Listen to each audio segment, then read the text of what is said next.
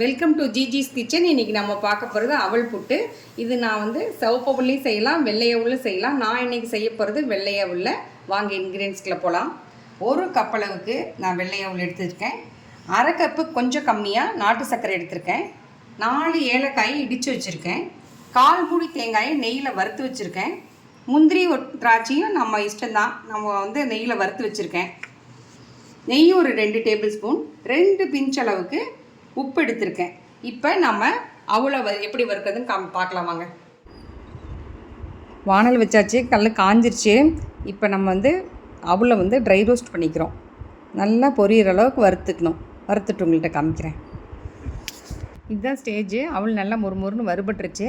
இந்த ஸ்டேஜில் நம்ம என்ன பண்ணோம், அடுப்பு ஆஃப் பண்ணிவிட்டு ஆறட்டும், அரைச்சிட்டு வந்துட்டு உங்கள்கிட்ட காட்டுறேன். இப்போ அவளை அரைச்சிட்டு வந்தாச்சு. நான் பல்ஸில் போட்டு அரைச்சிட்டு வந்துட்டேன். இது வந்து ரவை பதத்தில் தான் இருக்கணும். வாங்க இதை எப்படி சுடுதண்ணியில் ஊற்றி மூடி வைக்கணுங்கிறத காமிக்கிறேன். அரைச்சி வச்ச அவளை வந்து ஒரு பாத்திரத்துக்கு மாற்றிக்கிறோம். அதில் உப்பு சேர்த்தி ஒரு நல்ல ஒரு கிளறிட்டு அதுக்குள்ளே என்ன பண்ணுறோம், ஒரு டம்ளர் தண்ணியை வந்து கொதிக்க வச்சுக்கணும். அந்த கொதிச்ச தண்ணி தான் இப்போ நம்ம இதில் ஊற்ற போகிறோம். அதனால் கொஞ்சம் கொஞ்சமாக தான் ஊற்றணும். ஏன்னா அதிகமாக டக்குன்னு ஊற்றக்கூடாது. கொஞ்சம் கொஞ்சமாக ஊற்றி கிளறிட்டு அதுவே ஒரு சாஃப்ட்னஸ் வரும். அந்த ஸ்டேஜ் காமிக்கிறேன். இப்போ போதுமான அளவுக்கு சுடுதண்ணி இழுத்துச்சு. இப்போ வந்து நம்ம வந்து இந்த கன்சிஸ்டன்சி போதும். 5 மினிட்ஸ் கழித்து பார்த்தா அதுவே டபுள் ஆகிருக்கும். அதுக்கப்புறம் தான் நம்ம வந்து வெள்ளைப்பாகை ஊற்ற போகிறோம். இப்போ நம்ம வெள்ளைப்பாகை எப்படி வைக்கிறதுன்னு பார்ப்போம். ஸ்டவ் ஆன் பண்ணி ஒரு பாத்திரத்தை வச்சுக்கிறோம்.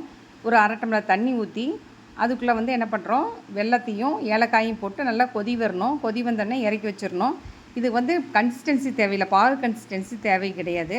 இது வந்து நம்ம வந்து இந்த இதுக்கு அவளுக்கு வந்து வெள்ளைப்பாகத்தான் ஊற்ற போகிறோம். அதுக்காகத்தான் இது. வடித்து ஊற்றிக்கலாம். வாங்க பார்க்கலாம். இப்போ அவளை திறந்து பார்க்கலாம். 5 மினிட்ஸ் ஆயிடுச்சு. நல்லா பூ மாதிரி நல்லா டபுள் ஆயிடுச்சு.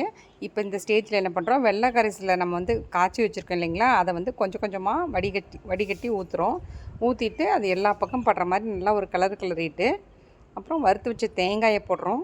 தேங்காயை போட்டு அதையும் நல்லா ஒரு கிளறிட்டு முந்திரி திராட்சை அதையும் போட்டுக்கிறோம். போட்டு லாஸ்ட்டாக நெய் ஊற்றி எப்படி சர்வ் பண்ணுறது உங்கள்கிட்ட காமிக்கிறேன்.